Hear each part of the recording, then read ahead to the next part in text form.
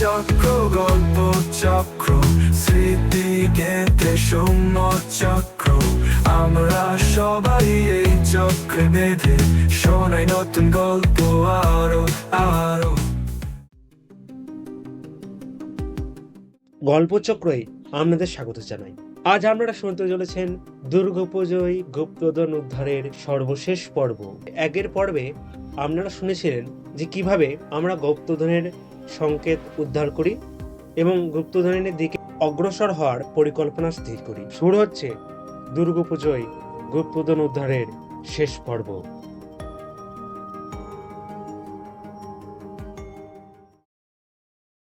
আর কি সেই সমাধান? সবাই আমার দিকে তাকিয়ে বলে উঠল, তাহলে তোরা শোন। ওই কাপড়ে 4টে ছবি আছে আর একটা লেখা আছে। লেখার কথায় আমি পরে আসছি, প্রথমে ছবি 4টের কথা বলি। দেখ, আমার মনে হয় ছবি 4টে পরপর সমানভাবে আছে। একটা লেখারই 4টে ছবি। স্কুলে দেখবি ছোটোবেলায় বাংলা বা ইংরেজি বইতে 4টে বা 5টা বক্স দেওয়া হতো, আর তার মধ্যে একটা বা দুটো বক্সে ফাঁকা থাকতো, আর আমাদের তার মধ্যে সঠিক অক্ষর লিখে ঘরটাকে পূরণ করতে হতো। ঠিক সেই রকমই ব্যাপার আমার মনে হয় এখানেও হয়েছে, শুধু 4টে বক্সের বদলে 4টে ছবি আছে। আমি প্রথমে 4টে ছবির মানে তোদের বুঝিয়ে বলছি, তাহলে তোরাও বুঝতে পারবি ধাঁধার মানেটা কি। প্রথমে হলো কাশফুল। দেখ, কাশফুল ফোটে শরৎকালে। আমার মনে হয় এর মধ্যে সময় অর্থাৎ টাইমকে বোঝানো হয়েছে। আবার শরৎকাল শেষ হয়ে গেলে যেমন কাশফুলের জঙ্গলে আগুন লাগিয়ে দেয়, ঠিক এই ধাঁধা পড়ার পরও এটাতে আগুন সংযোগ করতে হতো, কিন্তু সেটা কেউ করেনি, ফলে ওই সোনার তৈরি চোখটাও কেউ পায়নি।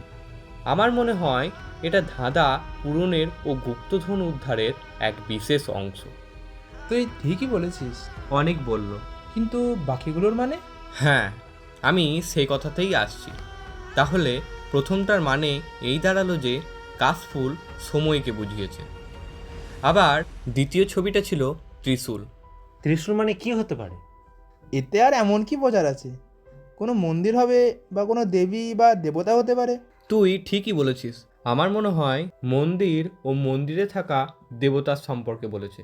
ভেবে দেখ তো, এই এলাকায় আজ থেকে 400-500 বছর পুরনো কয়টা মন্দির আছে? কেবলমাত্র একটাই সেই রকম মন্দির আছে, সীতাহাটিতে। হ্যাঁ, আমারও তাই মনে হয়। আমার মনে হয় ওই মন্দিরটাই গুপ্তধনের অন্য আর একটা সমাধান। আর আসি ওই তৃতীয় চিত্র, মানে ওই কোশ্চেন মার্কের 7টা ফুটকুনিতে। হ্যাঁ, এটা আমি ভেবেছি, আর আমার মনে হয় এটা সপ্তর্ষি মণ্ডল হতে পারে। আমারও তাই মনে হয়, কিন্তু সপ্তর্ষি মণ্ডল কি হতে পারে? 7 হতে পারে, মানে সময় সকাল 7টা বা সন্ধে 7টা হতে পারে। অনেক বলল। ঠিক বলেছিস অনেক, আমারও তাই মনে হয়, কিন্তু সকাল 7টা না সন্ধে 7টা এটাই বোঝা একটু কঠিন। বেশ, এবার পরের ছবি হলো শিউলি ফুল, কিন্তু পাপড়িটা একটু আলাদা ছিল। 7টা সমান পাপড়ি আর একটা আলাদা, মানে একটু মোটা ও বড়। আমার মনে হয় এই 7টা পাপড়ি 7 ওই মোটা ও আলাদা পাপড়িটা এককে নির্দেশ করে, অর্থাৎ 7টা 1। আর শিউলি ফুল ফোটে ভোরের বেলায়। আমার মনে হয় এটার আসল মানে হবে 7টা 1। আবার সকাল না হলে সন্ধেবেলায়ও হতে পারে, কিন্তু তাতে কোনো অসুবিধা নেই। সকাল না হলে সন্ধেবেলায় তো গিয়ে দেখবই। তাহলে পুরো ধাঁধাটার মানে হলো সকাল 7টা 1 শিব মন্দিরে। কিন্তু সকাল 7টার সময় শিব মন্দিরে কি? অনেক বলল। আমার মনে হয় এর উত্তর ওই লাইন দুটোর মধ্যেই আছে। তোমাদের কি 6টা মনে আছে? তুমি একবার 6টা বলো তো অনুদা। জ্ঞানচক্ষুর মাঝে পাবে জ্ঞানের দিশা, অসময়ে অক্ষিদানে হবে সর্বনাশা।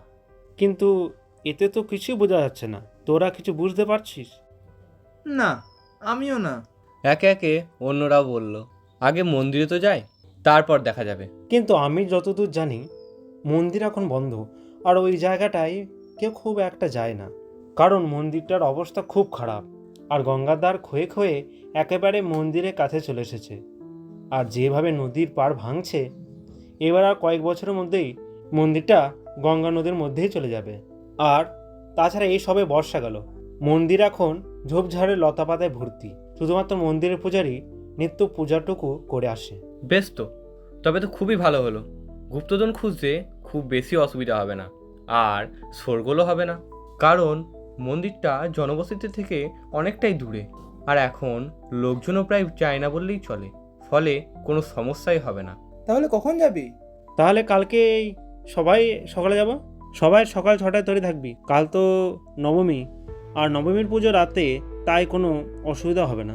সবাই প্রয়োজনীয় জিনিস কিছু কিছু করে নিয়ে নিবি, যেমন টর্চ, দড়ি, মোমবাতি, লাইটার, খাবার ও জল। আর সবার কাছে ফোন তো থাকবেই। শোন খুশি, তুই কিন্তু আমাদের সাথে কাল যাবি না, কারণ ওখানে অনেক বিপদ হতে পারে। আমি চাই না, বা বলতে পারিস আমরা কেউ চাই না তুই যাস।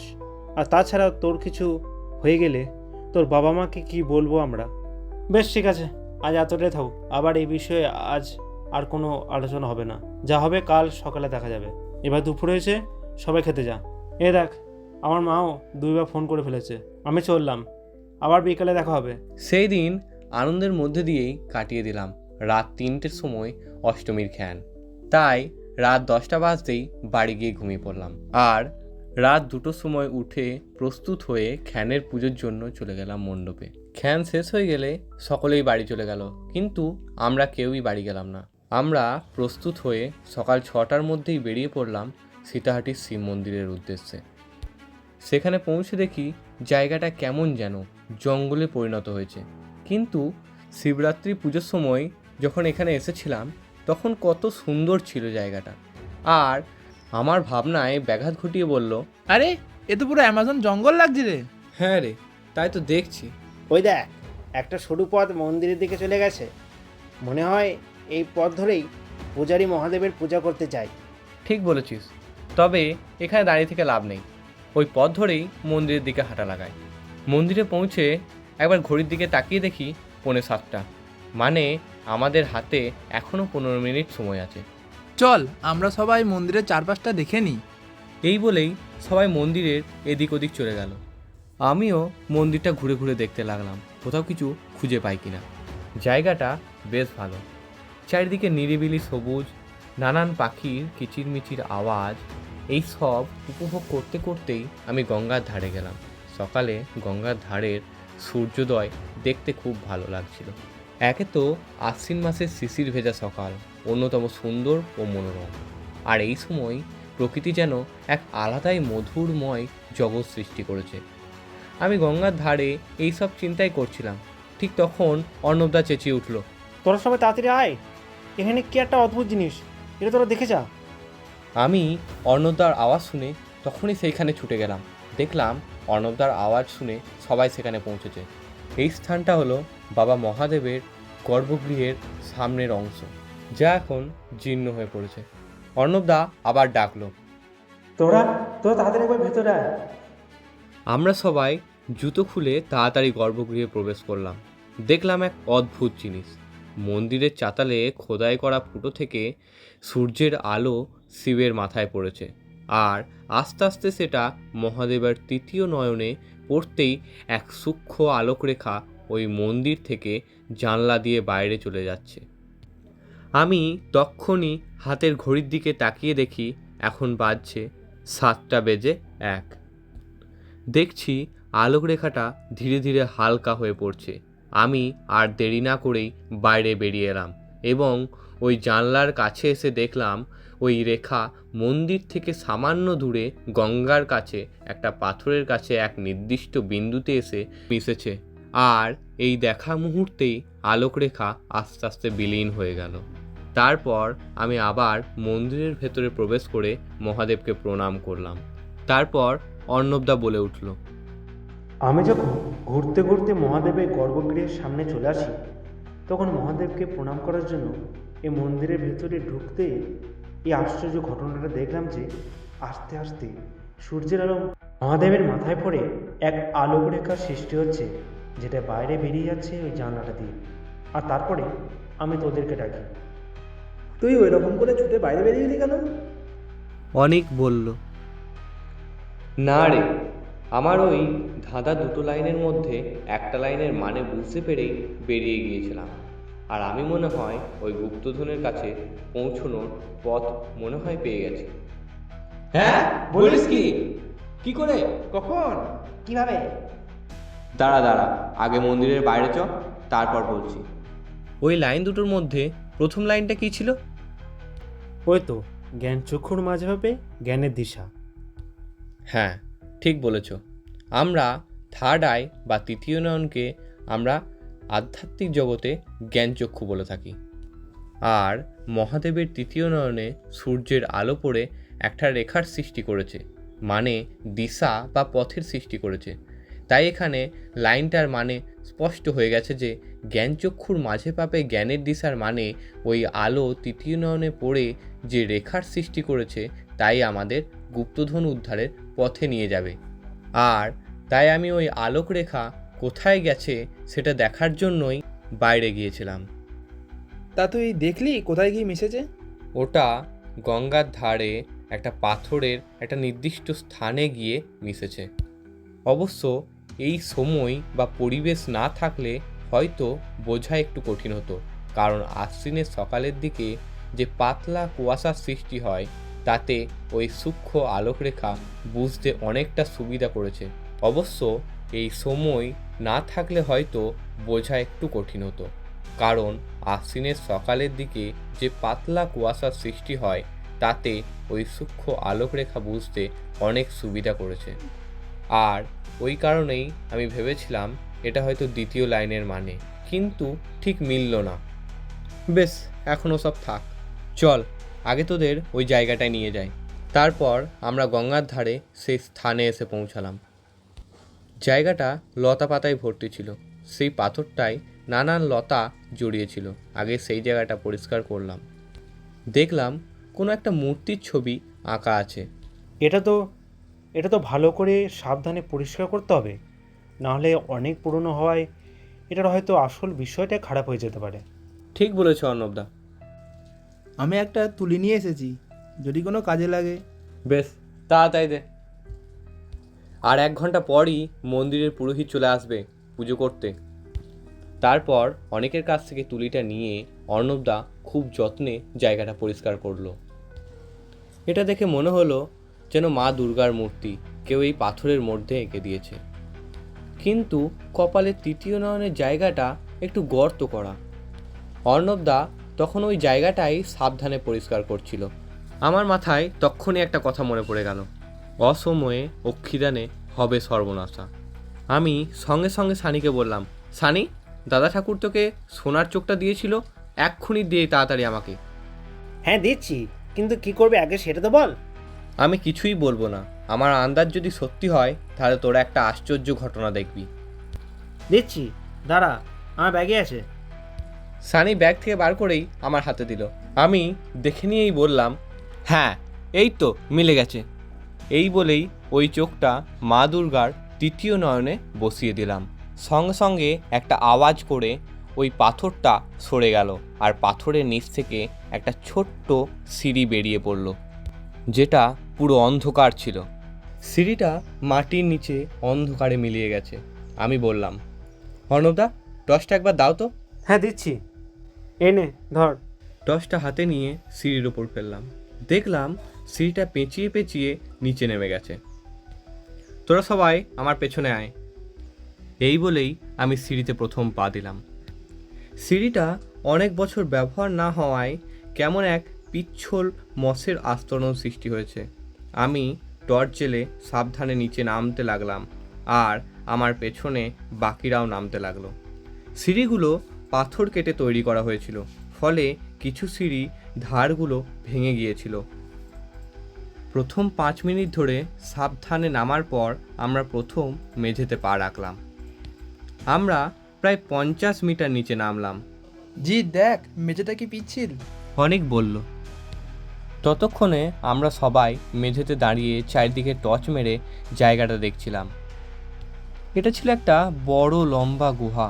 যেখানে আমরা দাঁড়িয়ে আছি সেখান থেকে মোটামুটি চওড়া একটা পথ সামনের দিকে চলে গেছে, আর তার দুই পাশে জল ভর্তি। আর ওই দূরের দেওয়ালে ছোট বড় অনেকগুলো গর্ত আছে। সেই গর্তের দিকে টর্চ মেরে দেখলাম নানান বিষধর সাপ ফনা তুলে বসে আছে, আর তার চারিদিকে ঘুরে বেড়াচ্ছে কাঁকড়া বিছে। সানি জলের মধ্যে একটা ঢিল ফেললো। অমনি জলের ওপর যে কাঠগুলো ভাসছিল বলে মনে হচ্ছিল সেইগুলো আস্তে আস্তে সেই দিকেই এগিয়ে গেল।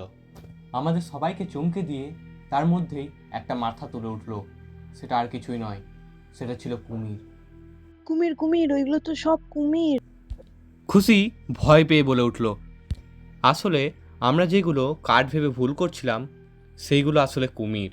আর আমরা যেখানে দাঁড়িয়ে আছি সেটা জল থেকে যথেষ্ট খাড়া উঁচুতে আছে, তাই সেই কুমির আমাদের নাগাল পাচ্ছে না।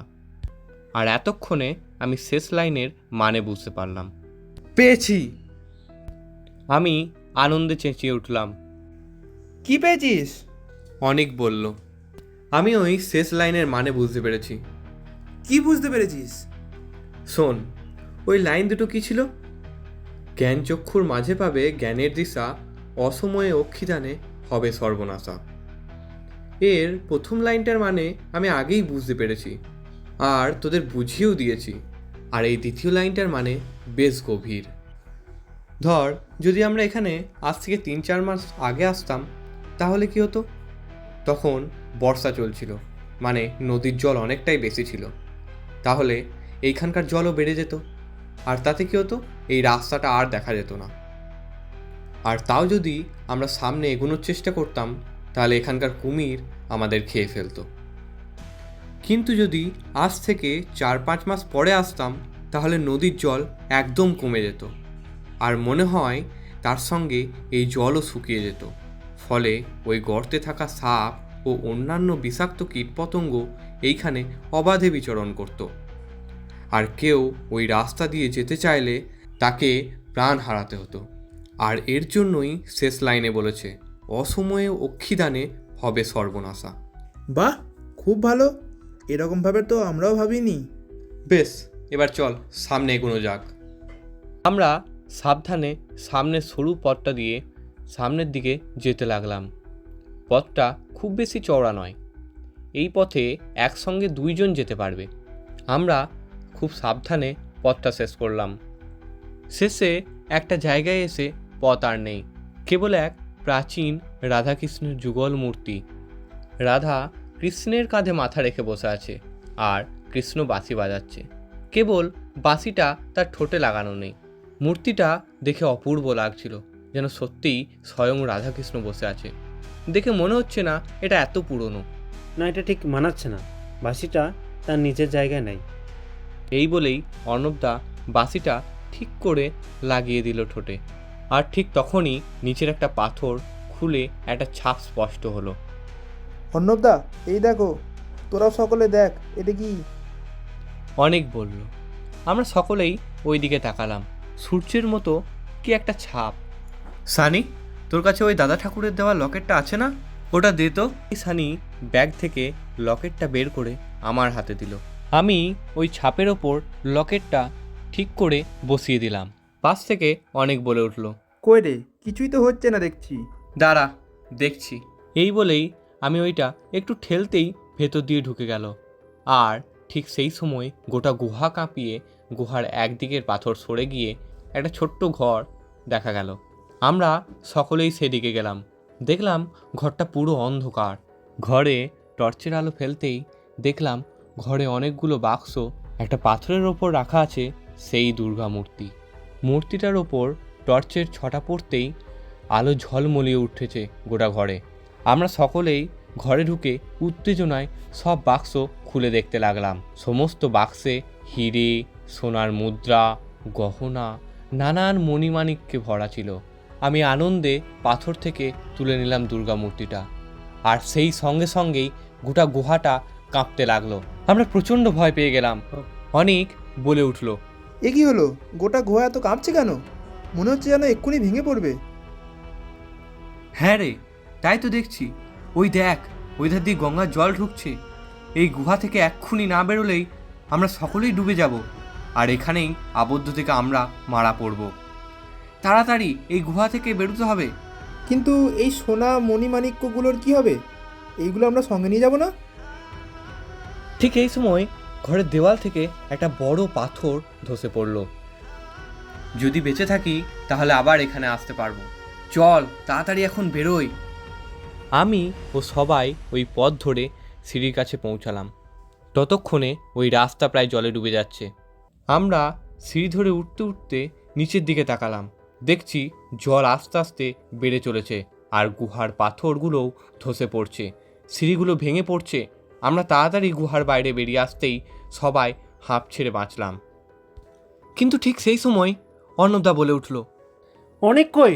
অনেক কি এখনো বেরিয়ে আসেনি? আমরা সবাই প্রচণ্ড জমে গিয়ে হাঁপাচ্ছিলাম, তাই আর লক্ষ্য করা হয়নি। সেই তো, অনেক কই, চল তাড়াতাড়ি সিঁড়ির কাছে গিয়ে দেখি আমরা।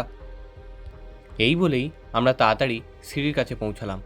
দেখি অনেক নিচে থেকে আর ওপরে উঠে আসতে পারছে না। আমি তাড়াতাড়ি ব্যাগ থেকে মোটা দড়িটা বের করে ওর দড়ির নিচে একটা গিট মেরে তাড়াতাড়ি নিচে নামিয়ে দিলাম। দড়ির ওই গিটটা ভালো করে ধর, আমরা সকলে তোকে টেনে তুলছি। ও তাড়াতাড়ি দড়িটা ধরলো। ততক্ষণে নিচের জলের তোড় বাড়তে লেগেছে আর গুহাটাও প্রায় ভাঙতে শুরু করেছে। আমরা সকলে প্রাণপণে টেনে ওকে সিঁড়ির ওপরে তুললাম। ও তাড়াতাড়ি অনেককে নিয়ে সবাই বাইরে বেরিয়ে এলাম। আর বেরিয়ে এসে যেই ঘাসে দাঁড়িয়েছি সেই সময় সেখানকার মাটি কেঁপে উঠল আর সিঁড়ির ভেতরে প্রচণ্ড শব্দ হতে লাগলো।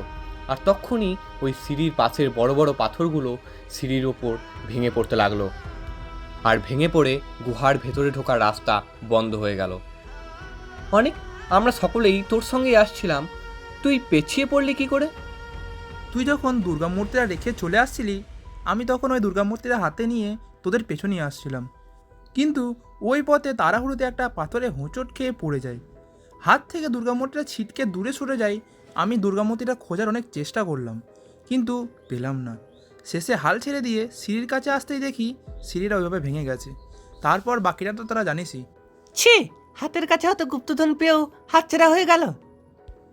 আমরা সবাই মন খারাপ হয়ে ঘাসের ওপর বসে পড়লাম।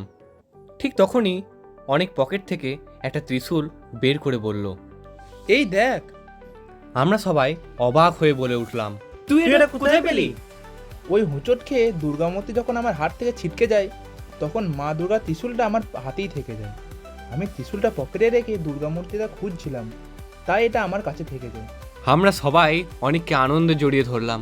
তারপর ত্রিশূলটা সবাই দেখতে লাগলাম। ত্রিশূলটা পুরো সোনার, এটা 1 ফুটের মতো লম্বা হবে আর সূর্যের আলোয় ত্রিশূলের মাঝে চকচক করে উঠছে একটা নীল মণি।